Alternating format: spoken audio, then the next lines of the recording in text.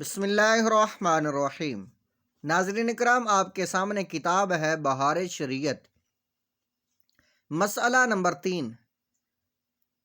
مکھی یا دھواں یا غبار حلق میں جانے سے روزہ نہیں ٹوٹتا۔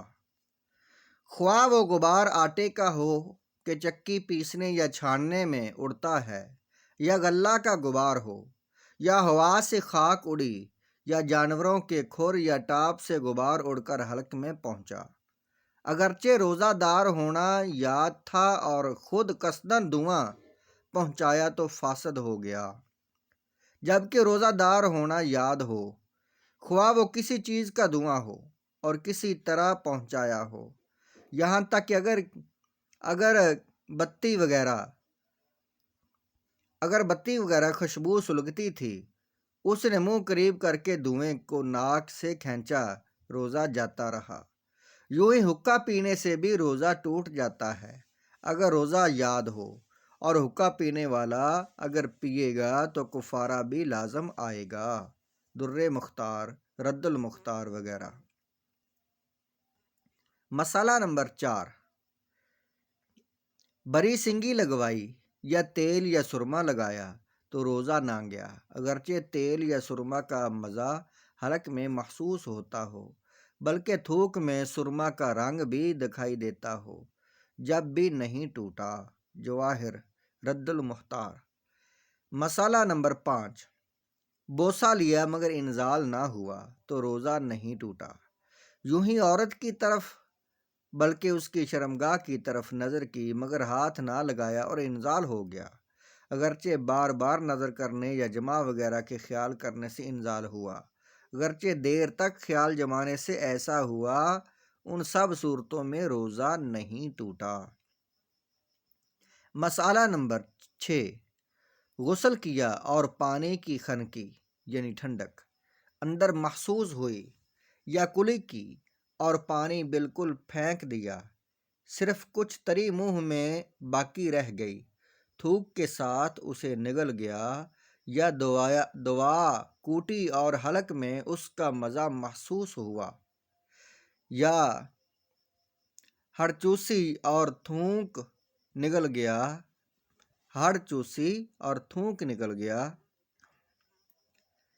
مگر تھوک کے ساتھ ہڑ کا کوئی جز حلق میں نہ پہنچا، کان میں پانی چلا گیا، یا تنکے سے کان کھجایا اور اس پر کان کا میل لگ گیا، پھر وہی میل لگا ہوا تنکا کان میں ڈالا، اگرچہ چند بار کیا ہو، یا دانت یا منہ میں خفیف چیز بے معلومی سی رہ گئی کہ لعاب کے ساتھ خود ہی اتر جائے گی اور وہ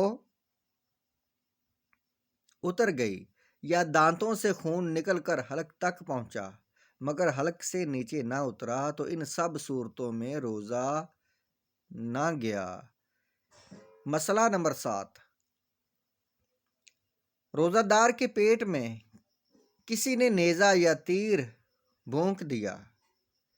یعنی چبو دیا، اگرچہ اس کی بال یا پیکان پیٹ کے اندر رہ گئی،